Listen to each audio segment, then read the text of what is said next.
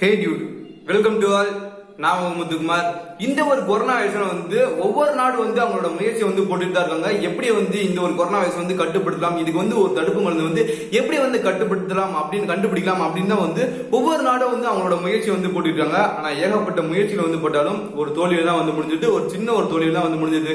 இப்படித்தான் ஒவ்வொரு நாடு கடுமையா அவங்களோட நாட்டு மக்களை பாதுகாக்கிறது ட்ரை பண்றாங்க. அதே மீறி இந்த தடுப்பூசி இதெல்லாம் தடுப்பு மருந்து இதெல்லாம் கண்டுபிடிக்க ட்ரை பண்றாங்க. ஆனா எதுவுமே சக்சஸ்ஃபுல்லா போகவே மாட்டேங்குது. இந்த கொரோனா வைரஸ் அப்படின்றதே பாத்துக்கிட்டா மேலதான் போயிட்டு இருக்கு, தவிர கீழே இறங்கும் அப்படின்றது பார்க்கவே முடியல. இன்ன வரைக்கும் இந்த கொரோனா வைரஸ் உலகம் முழுவதும் எத்தனை பேர் பாதிக்கப்பட்டிருக்காங்க அப்படின்னு பாத்துக்கிட்டா 39 லட்சம் பேர் கிட்டத்தட்ட பாதிக்கப்பட்டிருக்காங்க. கிட்டத்தட்ட பாத்துக்கிட்டா 40 லட்சம் துற நிலைமையில தான் இந்த ஒரு கொரோனா வைரஸ் அப்படின்றது இருக்கு. எத்தனை பேர் இதுவரைக்கும் உலகம் முழுவதும் உயிரிழந்திருக்காங்க அப்படின்னு பாத்துக்கிட்டா 2,70,000 பேர் இதுவரைக்கும் உயிரிழந்திருக்காங்க.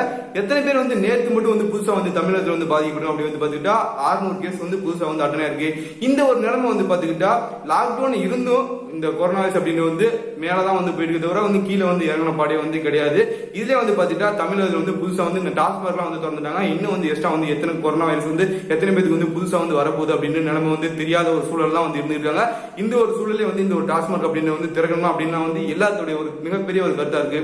சரி, அந்த ஒரு டாபிக் விட்டுருவோம். இந்த வீடியோ நம்ம எதை பத்தி பார்க்க போறோம் அப்படின்னு பாத்துக்கிட்டா மே 17க்கு அப்புறம் என்ன நடக்கும் அப்படின்றதையும், அதுக்கப்புறம் இந்த ஒரு கொரோனா வைரஸ் தடுப்பு மருந்து அப்படின்ற கண்டுபிடிக்கிறது என்ன ஒரு சூழல் போயிட்டு இருக்கு அப்படின்றத இந்த வீடியோ நம்ம பார்க்க போறோம். அதுக்கு முன்னாடி இன்னும் நம்ம சேனல் சப்ஸ்கிரைப் பண்ணீங்க. சப்ஸ்கிரைப் பண்ணாதான் நான் தினமும் பேசுற ஒரு வீடியோ உங்க நோட்டிபிகேஷன் வரும்.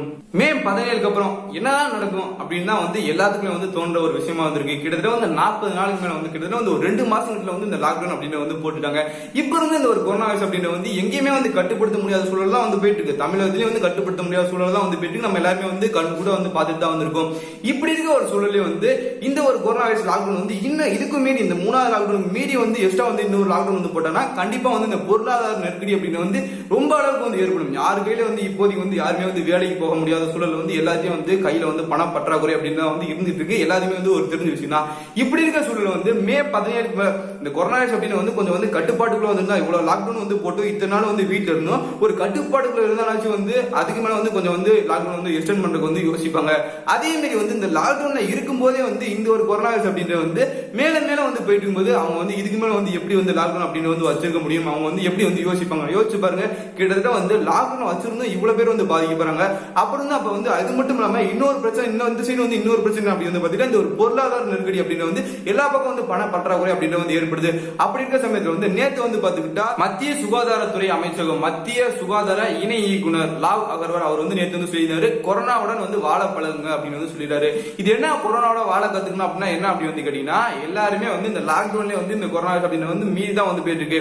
இந்த கொரோனா வைரஸ்ல அதிகமா நம்ம பாதிக்கப்படுறத மீறி இந்த பொருளாதார பற்றாக்குறை நம்ம பொருளாதார நெருக்கடியில் அதிகமா பாதிப்படைய போறோம் அப்படின்ற ஒரு நிலைமை தான் இருக்க போகுது. அப்படின்ற நிலைமை தான் இந்த மே 17க்கு அப்புறம் இந்த லாக்டவுன் அப்படின்னு இல்லாம போகும் அப்படின்றத சொல்ற மாதிரி தான் சுட்டி காமிச்சிருக்காரு. பார்த்தா அப்படிதான் தெரியுது. இந்த பார்த்துருப்போம் நம்ம இந்த லாக்டவுன் 3ல ஏகப்பட்ட தளர்வுகளை ஏற்படுத்துறாங்க. இது லாக்டவுன் மாதிரியே இல்லாத சூழல் தான் இருக்கு. ஏன்னா எல்லாமே திறந்திருக்காங்க, எல்லாமே வெளியில தேவையான போய்க்கலாம். ஆனா இது லாக்டவுன் ஆமா இப்படி இருக்கிற சூழல் இது யார் லாக்டவுன் அப்படின்னு சொல்லுவாங்க. இது மட்டும் இல்லாம ஒயின் ஷாப்லாம் திறந்து வச்சிருப்பாங்க. மக்கள்லாம் அங்க போய் இந்த மது பிரியர்லாம் போய் அங்க கியூல நிப்பாங்களாமா. ஆனா லாக்டவுன் ஆமா இது யோசிச்சு பாருங்க, இது லாக்டவுனா. இப்படி இருக்க சூழலை இது இதுக்கு மேல இந்த ஒரு லாக்டவுன் அப்படின்னு இருந்தா மக்கள் வீட்டுல இருக்க முடியாது. ஏன்னா பண பற்றாக்குறை அப்படின்னு ஏற்படும் அப்படின்ற ஒரு சூழல் தான் இந்த மாதிரி சொல்றாங்க. ஆனா கிட்டத்தட்ட பாத்தீங்கன்னா மே 17க்கு அப்புறம் மறுபடியும் லாக்டவுன் அப்படின்னு இருக்காது அப்படின்னு சொல்ற நிலைமை இருக்கும். அது அதுக்கப்புறம் மீதி பாத்தீங்கன்னா இன்னைக்கு கூட பாத்தீங்கன்னா இந்த டீ கடைகள்லாம் திறக்கப்படும் அப்படின்னு சொல்லிருக்காங்க. அது குறிப்பிட்ட டயத்துக்குள்ள தான் திறக்கணும், இந்த ஒரு டயத்துல இந்த ஒரு டயத்துக்குள்ள தான் திறக்கணும் அப்படின்னு சொல்லியிருக்காங்க.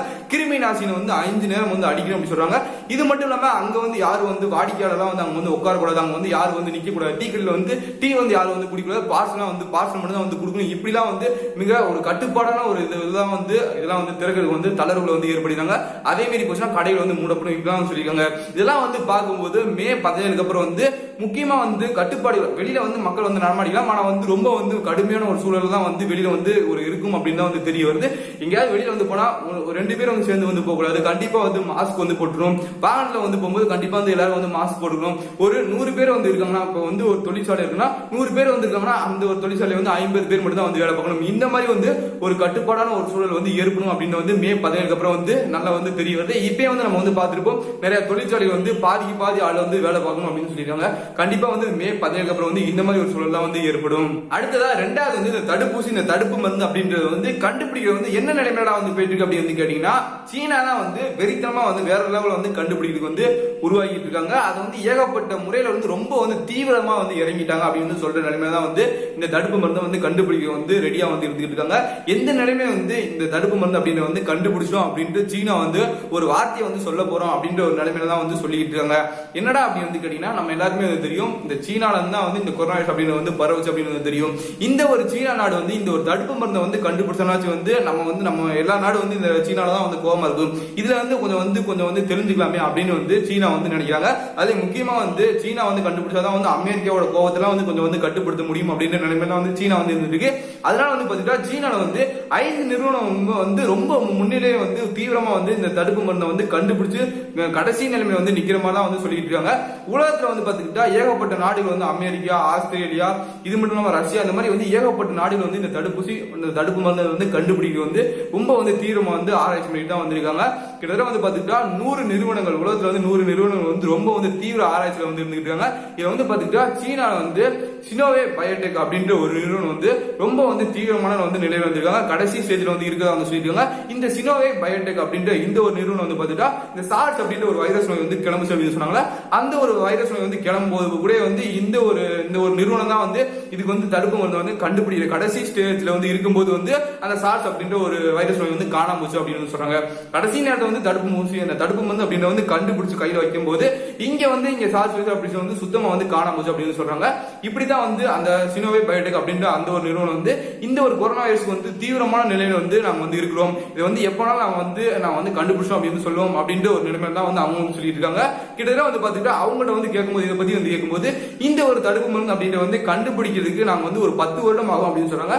ஆனா வந்து இப்ப இந்த கொரோனா வைரஸ் அப்படின்ற வந்து இதுக்கு வந்து 10 வருடம் நாங்க வந்து எடுத்துட்டோம்னா இது ஏகப்பட்ட நிலைமை வந்து ஏகப்பட்ட பெரிய விளைவுகள் வந்து ஏற்படுத்திடும். அதனால வந்து ஏகப்பட்ட பேர் வச்சு நாங்க வந்து ஏகப்பட்ட பெரிய பெரிய ஆட்களும் வச்சு நாங்க வந்து இந்த ஒரு இதுல வந்து ரொம்ப வந்து தீவிரமா அந்த தடுப்பு மருந்து கண்டுபிடிக்க வந்து தீவிரமா வந்து இருக்கும் அப்படின்னு சொல்லிட்டு இருக்காங்க. இப்படி இருக்க நிலைமையில வந்து பாத்துக்கிட்டா சீனாவோட அகாடமியான of medical science Peking union அப்படின்ற ஒரு மருத்துவ கல்லூரியும் சேர்ந்து வந்து இன்னொரு வந்து ஒரு தடுப்பு மருந்தை வந்து கண்டுபிடிக்க வந்து ரெடி ஆயிட்டோம். அங்கிட்ட வந்து தடுப்பு மருந்தை வந்து இது வந்து கடைசி நிலைமையில இருக்கு, இது வந்து நாங்க வந்து சக்சஸ் ஆயிரும் அப்படின்னு சொல்லியிருக்காங்க. இந்த தடுப்பு மருந்து அப்படின்றது வந்து கண்டுபிடிச்சா வந்து எடுத்துனே வந்து டெஸ்ட் பண்ணி பார்க்கறோம். மனிதருக்கு வந்து போட்டு பார்த்துட்டு வந்து டெஸ்ட் பண்ணி பார்த்துட மாட்டாங்க. சின்ன சின்ன உயிரினங்கள் தான் வந்து போட்டு பார்ப்பாங்க. அது வந்து எலிக்கு வந்து போட்டு பார்த்துட்டாங்க, அது வந்து சக்சஸ் ஆயிடுச்சு. குரங்குக்கு வந்து போட்டு பார்க்கலாம், சக்சஸ் ஆயிடுச்சு. அடுத்து வந்து மனிதனுக்கு வந்து போட போறதான்னு சொல்லியிருக்காங்க. இந்த ஒரு நிலைமையில தான் வந்து அங்க சீனாவோட இன்னொரு நிறுவனம் வந்து இருந்துட்டு இருக்கு. இப்படித்தான் வந்து சீனா வந்து மருந்து வந்து கண்டுபிடிக்க வந்து ரொம்ப வந்து ஒரு தீவிரமான நிலைமையில் இருக்கு. எல்லா நாடுகளும் வந்து அவங்களோட முயற்சி வந்து போட்டுருக்காங்க. ஆனா சீனா மட்டும் வந்து பாத்துக்கிட்டா ரொம்ப வந்து முயற்சியில வந்து ஈடுபடுக்க வந்து சொல்லிட்டு இருக்காங்க. எதனால அப்படின்றது இந்த வந்து கண்டுபிடிச்சதான் வந்து எல்லாத்தோட கோபத்தை வந்து தெளிவுபடுத்த முடியும் அப்படின்றதுக்காக தான் வந்து ரொம்ப வந்து சீனா வந்து ரொம்ப வந்து மும்பரமா வந்து இருந்திருக்காங்க. இப்படித்தான் வந்து இந்த ஒரு விஷயம் வந்து இருந்துட்டு இருக்கு. சீனா வந்து தடுப்பு மருந்து வந்து கண்டுபிடிக்கணும் இல்லையோ, அதுக்குள்ள வந்து வேற எந்த நாடும் வந்து தடுப்பு மருந்து வந்து கண்டுபிடிச்சாதான் வந்து நம்ம வந்து இந்த கொரோனா வைரஸ் பாதிப்புல இருந்து வெளியில வர முடியும். அது மட்டும் இல்லாம இந்த இப்ப இருக்க இந்த பொருளாதார நெருக்கடியிலிருந்து மக்கள் வந்து அடுத்த கட்டத்தை நோக்கி வந்து ஓட முடியும். அப்படி இல்லை இந்த சார்ஸ் வைரஸ் அப்படின்ற வந்து எப்படி வந்து இந்த தடுப்பு மருந்து வந்து கண்டுபிடிக்கலோ அதுவா வந்து டக்குனு வந்து காணாம போச்சோ, அதே மாதிரி வந்து இந்த ஒரு கொரோனா வைரஸ் அப்படின்ற வந்து டக்குனு வந்து காணாம போனதான் வந்து இந்த ஒரு பிரச்சனை மக்கள் எல்லாமே வந்து மீண்டு வர முடியும். கண்டிப்பா வந்து இந்த ஒரு கொரோனா வைரஸ் வந்து நம்ம வந்து கண்டிப்பா வந்து ஒரு நாள் மீண்டு வருவோம். டக்குன்னு வந்து அது வந்து கூடிய விரைவில் வந்து கண்டிப்பா வந்து நடக்கும். கண்டிப்பா வந்து உலக நாடு எல்லா நாடும் வந்து இந்த ஒரு கொரோனா வைரஸ் எதிர்த்து கண்டிப்பா வந்து ஜெயிக்கும் அப்படின்ற நம்பிக்கை வந்து கண்டிப்பா வந்திருக்கு. ஓகே, இந்த வீடியோ பத்தி ஏதாவது கருத்து இருந்தா கீழே உள்ள கமெண்ட்ஸ் வந்து கவனிங்க. இது மாதிரி வேற ஏதாவது டாபிக் வந்து பேசுறீங்கன்னா அதே வந்து கீழே உள்ள கமெண்ட்ஸ் வந்து கவனிங்க. நாளைக்கு ஒரு புது வீடியோ சந்திக்கிறேன். until then, I'm Munaf, stay safe, love you all.